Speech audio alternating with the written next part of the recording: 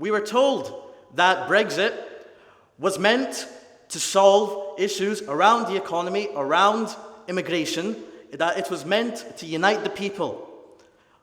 However, I cannot help but reject that notion.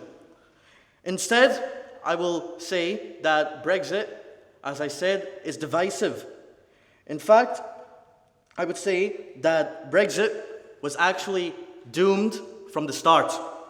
No, without any further ado, the Chair now welcomes the first speaker for the proposition, Shayaan Raheel, first-year social anthropology and politics student at the University of Edinburgh.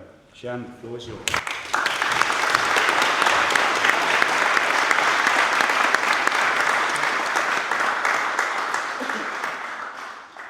Thank you, Mr. President. It is an absolute pleasure to be speaking Anyways, it is an absolute pleasure to be speaking on behalf of the proposition in the new Edinburgh Union to discuss what divides. And when it comes to division, the Brexit referendum is nothing short of contentious.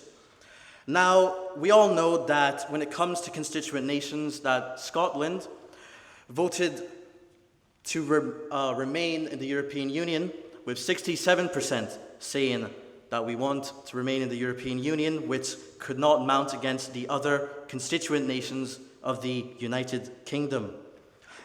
And now, after all of those years, in 2016, we find ourselves in a situation that is eerily similar to the one that was laid out during the Brexit referendum. The debate around immigration rages on. The debate around the economy remains ever so anxious. And figures behind the... Please continue. Okay, yeah, is that lunch? Basically, as I was saying, figures behind the Brexit referendum are still ever so present. Now, this tells us that the very idea of Brexit and the exit out of the European Union was done as a knee-jerk reaction to problems that should be solved. We were told that Brexit was meant to solve issues around the economy, around immigration, that it was meant to unite the people. However, I cannot help but reject that notion. Instead, I will say that Brexit, as I said, is divisive. In fact, I would say that Brexit was actually doomed from the start. Indeed, the facet of right-wing Euroscepticism has raged on all over Europe, not just in the United Kingdom of Great Britain and Northern Ireland. It continues to rage on, it continues to harp on the anxieties of the populace, of the working class, of the middle class, of the upper class, of everyone in the European continent, as we see more leaders rise up in Romania, in Serbia, and of course, in our very own, with figures such as Nigel Farage and the Reform UK party, who had held up the very notion of Britain's exit out of the European Union. And I mention this because it is incredibly vital to consider their involvement. As we see in the news, when Nigel Farage gets his coverage from the BBC, from Sky News, from any broadcaster in Britain, as he gets more attention and more eyes on him, we find that we are merely living an extension of the Brexit era. A lot of people say that we are living in a post-Brexit society. I digress. I reject that notion, because what I feel like is that Brexit has facilitated this new era of divisive politics.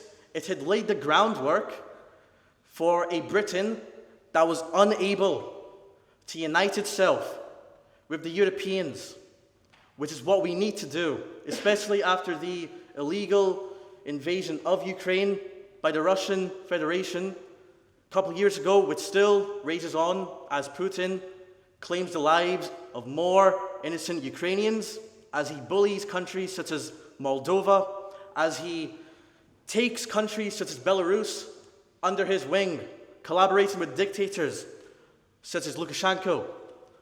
And when it comes to the Reform Party, again, you cannot mention Brexit without mentioning Reform and Nigel Farage. I need to reiterate this. They are one and the same. He is the source of the referendum. Of course, a couple of weeks ago, I would say, sorry? Point of information? Yes? Would you not accept that the Brexit campaign had nothing to do with reform and was actually a cross-party campaign? Conservatives, Labour, some figures in the SNP. Well, I'm saying mainly the main figurehead of the movement was Nigel Farage. Of course, if you see before reform became reform, it was called the Brexit Party. Brexit was a very instrumental facet for Nigel Farage's campaign for the exit of the European Union. Of course, I do acknowledge that there is left-wing Euroscepticism. I do acknowledge that figures such as Jeremy Corbyn was a figure in that movement. However, I feel as though that when it comes to Brexit, it was done mainly via a much more right-wing Euroscepticism, which is why back in the days of Jeremy Corbyn, when he was leader of Labour, he became much more confused and much less certain that Brexit should go through due to this foundation of right-wing Euroscepticism as opposed to left-wing Euroscepticism. Thank you. And as I say, that when the world is more divided, that Brexit becomes a microcosm of populism, and that this very notion of populism, which has overridden traditional ideology, has shaken the political sphere in Western democracy, in Western politics, as we move into this era, which was an extension of 2016, therefore an extension of the Brexit referendum. We find ourselves in this stage of life and politics where we are kind of rallying behind these leaders. We are rallying behind slogans. We are rallying behind our own country's flags. Whereas, when in reality, what we need to do is we need to be united. We need to unite more.